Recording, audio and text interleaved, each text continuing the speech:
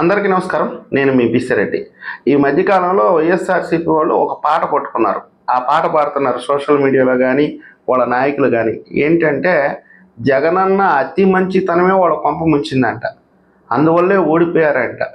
ఏంటయ్యా మీ అతి మంచితనం? మీరు కడుపు కూడి తింటున్నారా? కనీసం మీకు ఇంగిత జ్ఞానం అన్నా ఉందా? జగనన్న అతి మంచితనం ఏంటని ఇక్కడ మీ ఇంట్లో మీ చిన్నాయన్ని మీరు చంపుకొని రాజకీయ ఆధిపత్య కోసం కుటుంబ కలహాలు పెట్టుకొని మీరు మీ చిన్నాయన్ని మీరు చంపుకొని నారాసుర రక్త చరిత్ర అని చంద్రబాబు నాయుడు గారి మీద బురద చల్లారు. కనీసం 5 ఏళ్ళు అధికారాన్ని ఎలగబెట్టారు. చంద్రబాబు నాయుడు గారికి సంబంధించి ఒక్కటంటే ఒక్క ఆధారాన్నన్నా బయట పెట్టగలిగారా మీరు? సిగ్గుండబడి ఆ మాట మాట్లాడడానికి. ఏ విధంగా జనం ముందు తలెత్తుకొని తిరుగుతున్నారో మీ విచక్షణకే వదిలేయాలి. నారాసుర రక్త చరిత్ర అని చెప్పి ఆ రోజు మీ పేపర్లలో, మీ మీడియాల్లో, మీ సోషల్ మీడియాలో ప్రచారం చేసుకొని ఓట్లు దండుకొని మా నాయన్ని చంపేశాడు, మా తాతని చంపేశాడు, ఇప్పుడు నన్ను కూడా చంపడానికి చూస్తున్నాడు, మా చిన్నాయన్ని చంపేశాడు అని చెప్పి అబద్ధాలు చెప్పి ప్రచారం చేసుకొని ఓట్లు దండుకొని అధికారంలోకి వచ్చిన తర్వాత కనీసం ఒక్కటంటే ఒక్క ఆధారాన్ని కూడా సేకరించలేకపోయారు. ఆ కేసునే తీసుకుపోయి అటకెక్కిచ్చేశారంటే మీకంటే నీచ నికృష్టులు ఈ ప్రపంచంలో ఎవరన్నా ఉంటారా? దీన్ని అతి మంచితనం అంటారా? మీ స్వార్థం కోసం ఎదుటి వాళ్ళ మీద బురద వేసేసి దీన్ని అతి మంచితనంగా మీరు వక్రీకరిస్తారా?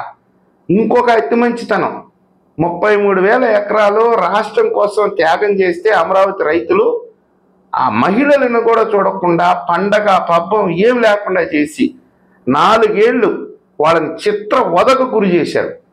ఏదన్నా పండగ వచ్చింది, ఓ నలుగురం కూర్చొని 4 ముద్దలు తిన్నాం, సంతోషంగా ఉన్నాం ఈ రోజు అనేది కూడా లేకుండా విజయదశమికి వెళ్ళిపోతా, జనవరికి వెళ్ళిపోతా, సంక్రాంతికి వెళ్ళిపోతా.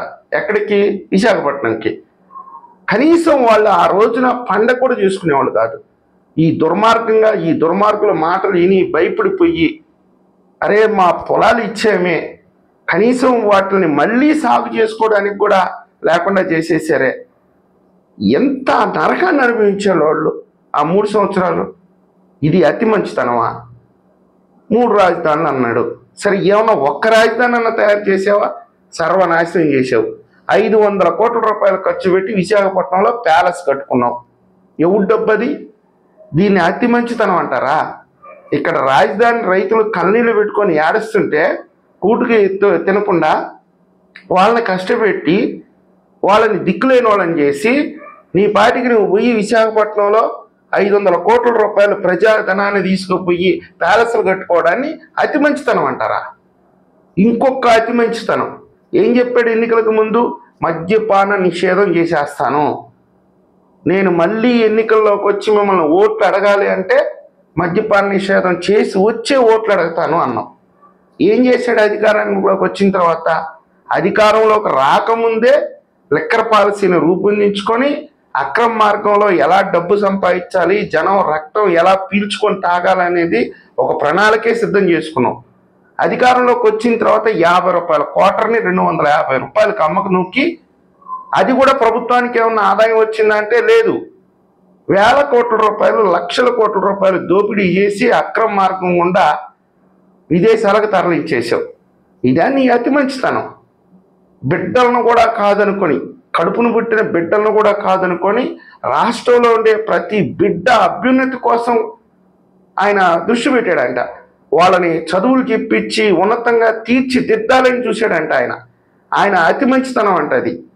ఏంటయ్యా నీ అతి మంచితనం?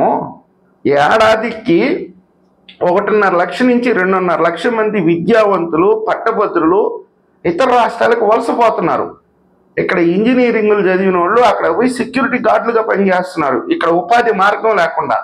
నీ అతి మంచితనంతో ఏం చేసావు? ఇక్కడ ఉండే కంపెనీలని ఎల్లగొట్టావు. ఈరోజు ఈ ప్రభుత్వం దాదాపుగా 91 కంపెనీలు తీసుకొచ్చింది ఈ రాష్ట్రానికి. ఎందుకు తీసుకొచ్చింది? 20 లక్షల ఉద్యోగాలు టార్గెట్ పెట్టుకున్నారు వాళ్ళు.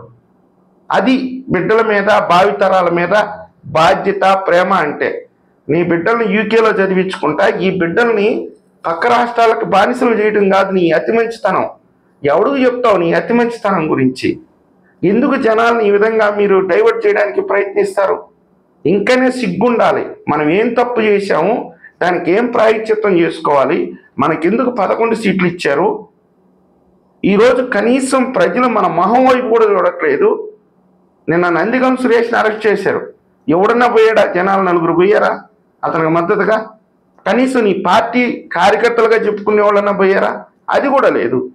ఈ సోషల్ మీడియాలో ఉండి పనికిమాలిన 4 సన్నాసులు నీ క్యాంప్ ఆఫీసులో తయారు చేసి ఈ మార్పింగ్ ఫోటోలు, మార్పింగ్ స్క్రిప్టులు, తప్పుడు సమాచారంతో ఇంకా కూడా ప్రయత్నం చేస్తున్నారంటే మీరు నిజంగా కూడా మనుషులు కాదు. చెప్పుకోవాలంటే కోకొల్లలో ఈరోజు మద్యం కుంభకోణంలో 2 ఐఏఎస్లు అరెస్ట్ అయ్యి జైలుకు పోయారు. ఐఏఎస్ల వాళ్ళు అసలు వాస్తవంగా మీ నాయన తయారు చేసినటువంటి ఐఏఎస్లు. ఒక ఐపీఎస్ జైలుకి వెళ్ళాడు, మీ నాయన తయారు చేసిన ఐపీఎస్లు.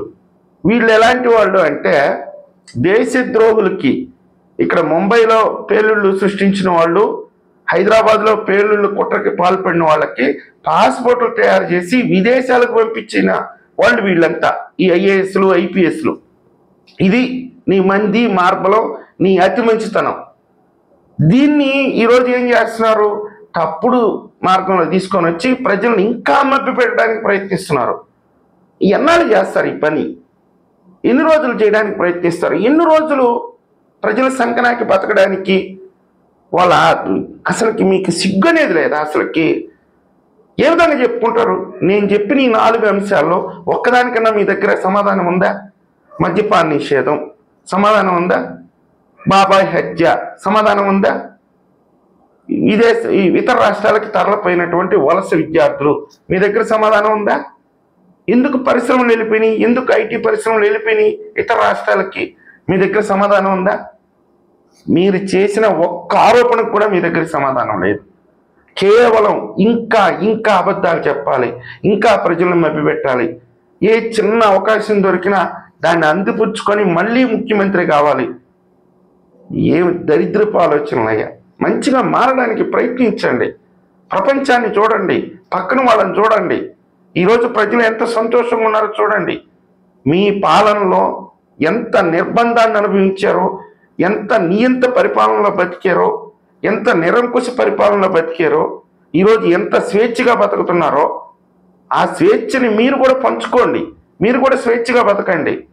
అంతేగాని తప్పు మీద తప్పు మళ్ళీ తప్పు చేసి ఇంకా దిగజారిపోయి ప్రజల దృష్టిలో కొట్టించుకునే పరిస్థితికి దిగజారకండి.